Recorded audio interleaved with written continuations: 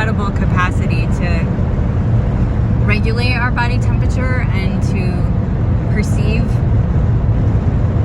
like what's going on around us in terms of temperature, so that we can either regulate or take measures to adjust, put on more layers of clothing, go stand by a fire, go jump in a lake. And what this is also bearing in mind for me is the fact that, like, a couple weeks ago, Tim had a really hard moment, and he was just, I think we pulled up next to something and people were kind of coming and going, and I don't know, maybe having dinner somewhere, and he just started crying. And I said, what's going on? And he's like, they just don't know. Like, I wish I could just go tell him to really appreciate how amazing it is that their body allows for them to forget about it. Like when your body's working, you just function and you do all the stuff that you're like, feel like you need to do or want to do. And you don't really give a whole lot of thought to your body aside from, like, did you put some clothes on? Did you, eat enough food that your tummy's not growling? But it communicates all the time. And so, like, right now, Tim's body's, it was communicating. We just weren't hearing it correctly, and we didn't have the numbers that came through lab results to let us know, like, what was really going on. So, but it was communicating that something was up, and Tim was trying to address it in a whole bunch of different ways. And it's just like, there's probably a whole lot more people than any of us realize that walk through life feeling some degree of pain. Physical pain, emotional pain. A whole lot of people are probably experiencing a lot of spiritual pain right now. Given what's going on in various parts of our world and on our planet as a whole.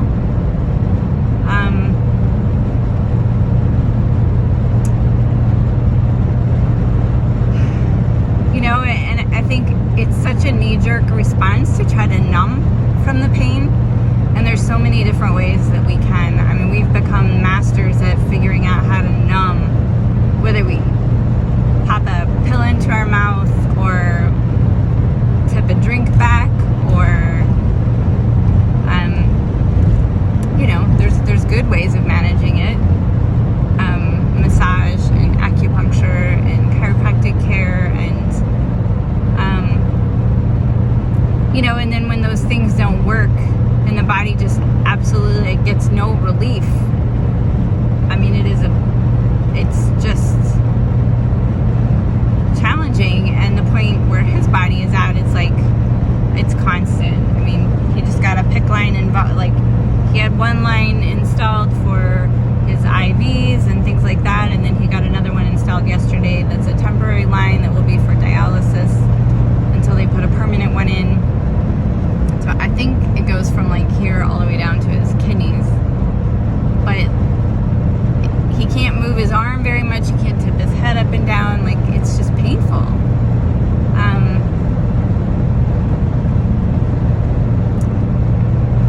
So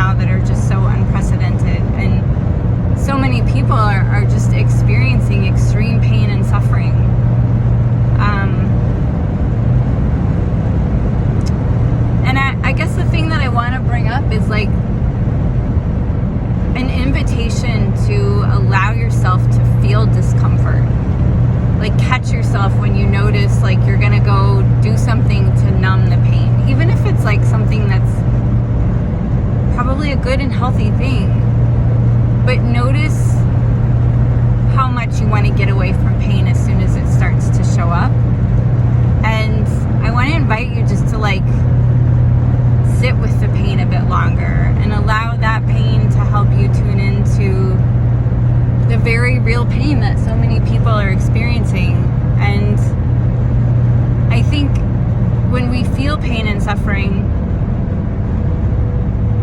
then it allows us to kind of tune in and feel compassion for the pain and suffering of other people. And then it stirs in us like natural ways that we feel are kind of like hardwired to respond to pain and want to reach out and relieve suffering of people on the planet. And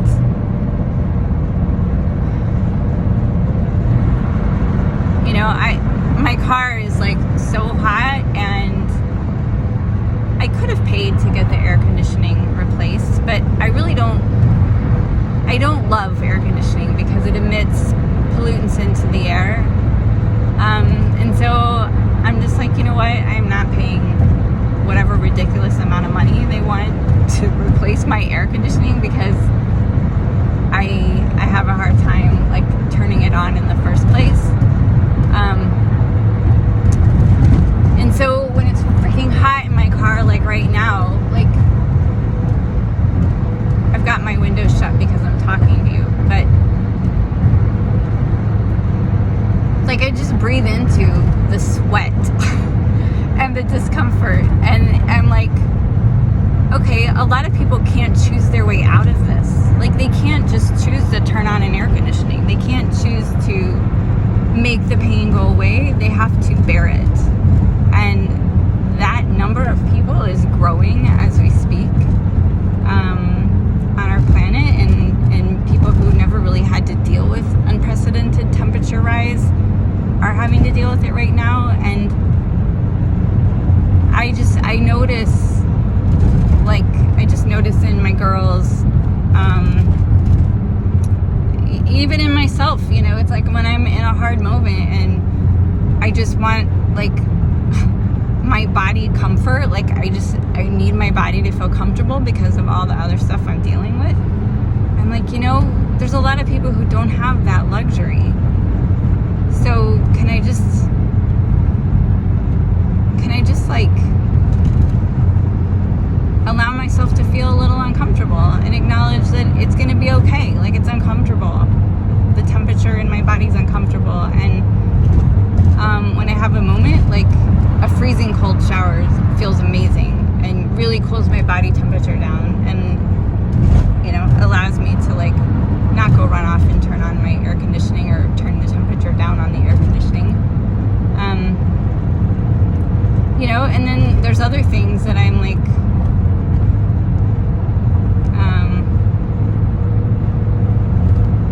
I don't know. I'm just blabbing away here, but I'm really thinking a lot about comfort and how hardwired we are to try to maintain this certain homeostasis and balance in our bodies, and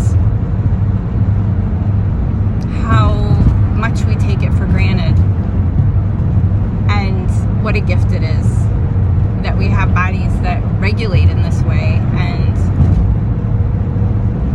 Tim has lost that capacity in a lot of ways. He's hypersensitive to temperature changes. He's especially heat. He's hypersensitive to humidity. He really doesn't feel much relief in his body any which way. And that's true for so many people. And